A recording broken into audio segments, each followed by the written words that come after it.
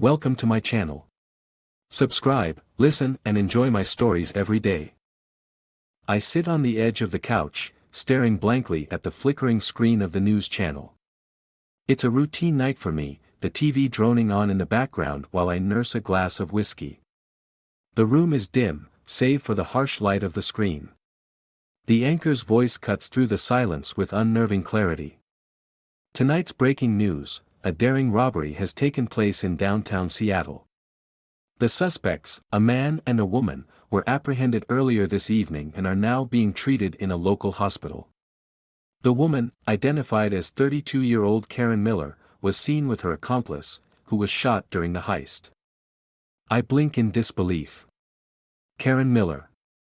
That name. It's like a hammer hitting my skull.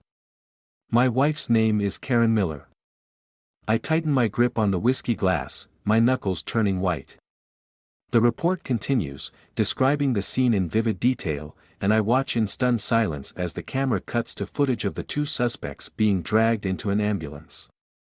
My heart skips a beat when I see her, Karen, her face contorted in pain, her clothes smeared with blood. Next to her, the man, the accomplice, stumbles, his shirt stained with crimson. Police are calling them modern-day Bonnie and Clyde, the anchor says with a grim tone. The man, identified as Jake Thompson, is in critical condition, having suffered a gunshot wound to the shoulder. The pair allegedly attempted to rob a local convenience store before being caught. I feel the world tilt beneath me. My breathing becomes shallow, and the room spins. The shock is suffocating. I remember the evening vividly, Karen telling me she was going to her mother's house to help with some family issues. It was supposed to be a quiet night, just me and the empty silence of our apartment. But this is a nightmare I never imagined. I scramble to my feet, stumbling toward the front door. My mind races, piecing together fragments of conversations and moments I had dismissed as ordinary. What was she really doing? How deep had her deceit gone? The apartment door slams behind me as I rush out into the cool night air. The streets are almost deserted, and I make my way to the corner bar, my usual haunt, where I need to clear my head. The bartender, a grizzled man with a knowing look, serves me without asking questions. As I sip the bitter liquid, my anger boils over. Karen's betrayal is beyond anything I could have conceived. The woman who I thought was my partner, my confidant, was living a double life. I replay the images from the news over and over, the way Jake Thompson shielded her with his body. My anger transforms into a burning desire for retribution. Hours later, with a few drinks settling in my system and a storm of thoughts swirling in my mind, I head back to the apartment. My phone buzzes with a new message. It's from a number I don't recognize. The text reads, "I know what you're going through. Let's talk." I hesitate, then respond with a simple, "Who is this?" A reply comes quickly, "Someone who wants to help you get justice. Meet me at the old dock at midnight." I stare at the message, my mind racing. What kind of help could this mysterious person offer? I know I should be cautious, but my need for answers, for revenge, outweighs my fear. I head to the dock, the chill of the night biting at my skin. The dock is empty when I arrive. The moonlight casts eerie shadows across the water. A figure emerges from the darkness, a tall man with a face hidden beneath a wide-brimmed hat. He steps into the moonlight, revealing a face that seems oddly familiar. "Are you the one who texted me?" I ask, my voice steady despite the tumult inside me. "Yes," the man replies. "I know everything about your wife's secret life. And I know how much pain you're in. If you want to make her pay for what she's done, I can help." I don't trust him, but my desire for retribution outweighs my reservations. I nod slowly, the decision made. "Tell me everything," I say. The man's lips curl into a cold smile. "Let's start with what I know, and then we'll see how we can make Karen Miller's life unravel." As the man begins to speak, I feel a cold resolve settling within me. This is just the beginning, and I'm determined to see it through. The old dock is cloaked in shadow, the moon casting a pale light over the scene. I stand facing the mysterious figure, my mind racing with questions and anger. The man's hat obscures his eyes, but I can sense the cold calculation behind them. "Who are you?" I demand, my voice echoing in the stillness of the night. "And why should I trust you?" The man chuckles, a low, unsettling sound. "Trust is a luxury you can't afford right now. What you need is information and action. I've been keeping tabs on Karen and her new lover, Jake Thompson. I know things about them that might help you." "All right," I say, trying to keep my voice steady despite the storm inside me. "Tell me what you know." He steps closer, the crunch of gravel underfoot the only sound. "Karen's been seeing Jake for months. They were planning this robbery for weeks, maybe even longer. They were in deep, desperate for money, and their relationship went beyond mere attraction. It was a full-blown affair. And now, they're in serious trouble." "Yeah, I saw that on the news," I snap. "But what else? Why did she choose to betray me like this?" The man's eyes flash with something I can't quite decipher. "Karen's motives are complex, but here's what you need to know: Jake's shot might have been a blessing in disguise for her. He's been arrested and is in critical condition, but he's also a liability. If he survives, he could testify against her." I clench my fists, trying to control the surge of anger. "So, what do we do?" "I want her to pay for what she's done. I want her to feel the same pain she's inflicted on me." The man nods, as if he expected this reaction. "We need to act strategically. The first step is to find out where Karen is being held and gather evidence of her betrayal. Once we have that, we can use it to dismantle her life piece by piece." "Dismantle her life?" I echo, the words tasting bitter on my tongue. "What are you suggesting?" He leans in, lowering his voice. "Karen's life is in disarray. Her reputation, her career, everything she's built is at risk. We need to make sure she loses everything. I have contacts who can help us gather the information we need. But I need your cooperation." My mind is a whirlwind of conflicting emotions. I want justice, but this feels like crossing a line. Yet, the pain and betrayal are too raw to ignore. "Fine," I say finally. "I'll cooperate. But I need to know what's next." The man's lips curl into a thin smile. "Good. First, we need to get to Jake Thompson. He's the key to unraveling Karen's life. If we can get him to talk, we can use his testimony to completely destroy her. I have a few leads on where he might be, but it'll be risky. Are you willing to take that risk?" I nod, my determination hardening. "Yes. I'll do whatever it takes." The man gives a curt nod and starts to walk away, but I grab his arm. "Wait. What's your stake in this? Why are you helping me?" He turns back, his face still shrouded in darkness. "Let's just say I have my own reasons for wanting to see Karen fall. But for now, our interests align. I'll contact you with further instructions. Be ready." With that, he vanishes into the night, leaving me standing alone on the dock. The weight of what I'm about to undertake settles heavily on my shoulders. I watch the dark water ripple gently, my reflection fragmented by the shifting surface. In the following days, the routine of my life becomes a mask for the chaos within. I start receiving cryptic messages from the man, each one detailing a new step in our plan. He provides me with information about Karen's legal troubles and instructions on how to use them to my advantage. The days turn into a blur of planning and surveillance. I follow leads, dig into Karen's past, and begin to see the full scope of her deceit.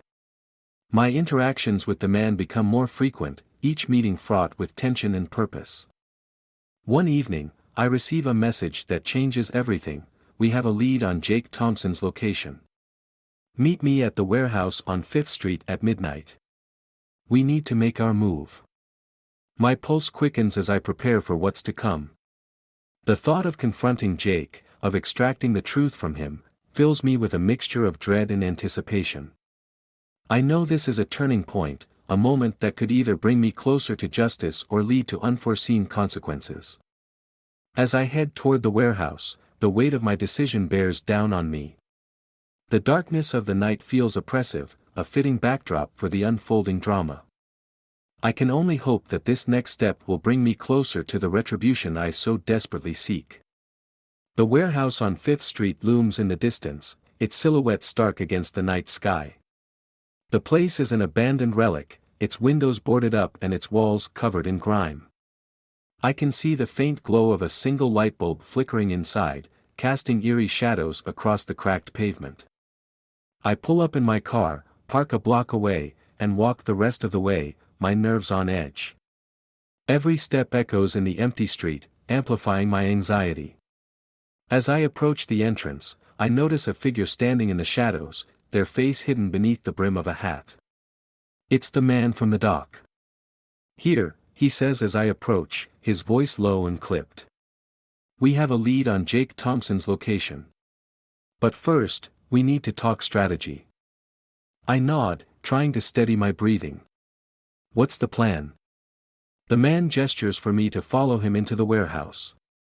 Inside, the space is cavernous and dark, filled with the remnants of old machinery and rusted equipment. The air is thick with dust and the smell of decay. "There's a back room," he says, leading me through a maze of industrial debris. "Jake is being held there, but we need to be cautious. He's heavily guarded." "Guarded?" I ask, my stomach tightening. "Who's guarding him?" "Some of Karen's old associates," the man replies, his voice grim. "They're loyal to her and not afraid to get their hands dirty. We'll have to be careful." We reach the back room, and the man carefully opens the door a crack, peering inside. I glance over his shoulder and see a small group of men lounging around a makeshift table. Jake Thompson, visibly weak and bandaged, is slumped in a chair, his face bruised and his arm in a sling. "Okay," I whisper. "What's the plan?" The man takes a deep breath. "We'll need to create a distraction to draw the guards away from Jake. I've set up a few devices that can cause a commotion. Once they're distracted, we'll move in and get Jake alone. I'll handle the guards, you focus on getting Jake to talk." I nod, feeling a surge of adrenaline. "Let's do it." The man pulls out a small device from his pocket, presses a button, and a loud clattering noise erupts from the far end of the warehouse.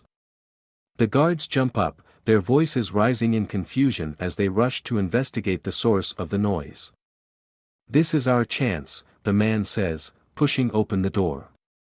We slip into the room, and I approach Jake, who looks up with a mix of fear and confusion. "Who are you?" he croaks, his voice barely a whisper. "Just someone who wants answers," I say, keeping my tone firm. "Why did you and Karen do this? Why betray me?" Jake's eyes widen with a mixture of pain and guilt. I didn't want to hurt you. Karen said it was the only way. We were in over our heads, and she promised it would be quick, just a one-time thing." "And the robbery?" I press. "Was it part of her plan?" Jake nods weakly. "Yeah. We needed the money badly. Karen was desperate. She said she'd pay me back with the proceeds. But things went wrong. I got shot, and she panicked." "Why did you protect her?" I ask, my voice rising with frustration. "You could have turned on her, given her up. You could have saved yourself." Jake's gaze drops to the floor. "I was in love with her. Stupid, I know. I thought I could protect her, help her get out of this mess. But I was wrong. Now I'm paying the price." Before I can respond, I hear the sound of footsteps approaching. The man from the dock signals me to hurry. "Get him out of here," he orders. "I'll handle the guards." I grab Jake's arm, helping him to his feet. We're getting you out of here. Hang on. As we move toward the exit, the guards burst into the room. The man exchanges a flurry of gunfire with them, the noise echoing through the warehouse. I push Jake through the doorway and into the dimly lit corridor outside. Come on, I urge, helping him along. We have to get out of here before they catch us. Jake stumbles alongside me, his breathing ragged. Where are we going? To a safe place, I reply. I have a car waiting nearby. We'll get you patched up and then figure out our next move. We make it to the car, and I help Jake inside. As I start the engine and pull away from the warehouse, I glance in the rearview mirror, watching for any signs of pursuit. The night air is heavy with tension, and the weight of the betrayal and retribution still hangs over me. Jake is silent during the drive, his head leaning against the seat, clearly exhausted. I'm lost in thought, trying to process everything that's happened. The man from the dock had promised me justice, but now I'm faced with the reality of what it means to follow through. The drive to the safe house is long and fraught with anxiety. I'm determined to see this through, to make Karen understand the depth of her betrayal. As we pull into the driveway of the safe house, I take a deep breath, preparing myself for the next phase of our plan. Inside, I set Jake up with medical supplies and make sure he's comfortable. The man from the dock hasn't arrived yet, but I'm sure he'll be here soon. For now, I sit with Jake, the silence between us heavy with unspoken thoughts and a shared sense of impending confrontation. This is far from over. The road ahead is uncertain, but one thing is clear: Karen will have to face the consequences of her actions. And I'm ready to ensure she does. The safe house is quiet, the stillness broken only by the occasional creak of the old floorboards. Jake is resting, his injuries being tended to, while I wait for the man from the dock to arrive with further instructions. The air is thick with anticipation and a sense of impending confrontation. My mind races, replaying every moment of betrayal, every fragment of the plan. I hear the sound of a car pulling up outside and quickly move to the window. The man from the dock steps out of a sleek black vehicle and makes his way to the front door. I open it before he has a chance to knock, and he steps inside, his face hidden beneath the brim of his hat. Is everything ready? He asks, his voice low and authoritative. Jake's been stabilized, I reply. What's the next step? The man nods, his eyes glinting with a cold light. We've reached the final stage. It's time to make Karen pay. I've set up a meeting with her. She's been expecting it, but she doesn't know the full extent of what's coming. I feel a surge of vindictive satisfaction. Where's the meeting? At an old warehouse on the edge of town, the man says. Be there at midnight. Karen will be alone, and that's when we strike. The plan is set, and the hours pass in a blur of preparation and tension. As the clock nears midnight, I drive to the warehouse, my heart pounding with a mixture of rage and anticipation. The night is dark and quiet, the warehouse looming like a specter in the distance. I park a few blocks away and approach the warehouse on foot, keeping to the shadows. The building is dilapidated, its windows boarded up and its door slightly ajar. I slip inside, my footsteps echoing off the concrete floor. In the center of the warehouse, Karen stands waiting, her expression a mix of defiance and confusion. She's dressed sharply, as if trying to maintain some semblance of her former life. I notice the man from the dock leaning against the wall, his eyes fixed on Karen. Here we are, I say, stepping forward. The moment of truth. Karen's eyes widen as she sees me. You. What is this? Why are you doing this? Revenge, I say coldly. You destroyed my life. Now it's time for you to pay. Karen's face pales, and she takes a step back, her eyes darting around as if looking for an escape. I didn't mean for things to get this out of hand. I was desperate. Please, you have to understand. No, I reply. I don't have to understand. I just want justice. The man from the dock steps forward, a wicked smile on his face. Justice, you say? It's more than that. It's about making sure she never forgets the pain she caused. He pulls out a camera and starts taking pictures of Karen, her confusion turning to fear as she realizes what's happening. What's going on? She asks, her voice trembling. The man from the dock's smile grows colder. We've made sure that your downfall will be public. These images will be released to the media, showing your betrayal and your true nature. No. Karen cries, panic rising in her voice. You can't do this. I'll lose everything. You already have, I say. And you're about to lose more. Karen's desperation grows, and she attempts to plead with us, but her words fall on deaf ears. The man from the dock steps back, his job done. I take one final look at Karen, the woman who shattered my world, and then I turn to leave. As I walk toward the exit, I hear the sound of Karen's sobs echoing through the empty warehouse. The cold satisfaction of revenge fills me, but there's also a hollow ache inside. The pain of betrayal lingers, a scar that will never fully heal. Outside, I get into my car and start the engine. The streets are deserted, the night air cool against my skin. As I drive away, I glance in the rearview mirror, seeing the warehouse recede into the distance. I feel a sense of finality, but also an emptiness that comes with the end of a long, bitter struggle. The next day, the media frenzy begins. The photos and the story of Karen's betrayal spread quickly, her life unraveling in the public eye. Her career, her reputation, everything she had worked for is shattered beyond repair. The finality of it all is both satisfying and disheartening. In the aftermath, I find myself alone, the weight of my actions sinking in. The man from the dock has disappeared, his role in the scheme now complete. I'm left to reflect on the destruction and the cost of revenge. The sense of justice achieved is tainted by the realization that the cycle of pain and betrayal has come full circle. I close the chapter on this part of my life, knowing that the scars of betrayal will always remain. The finality of it all is both a relief and a reminder of the price of revenge.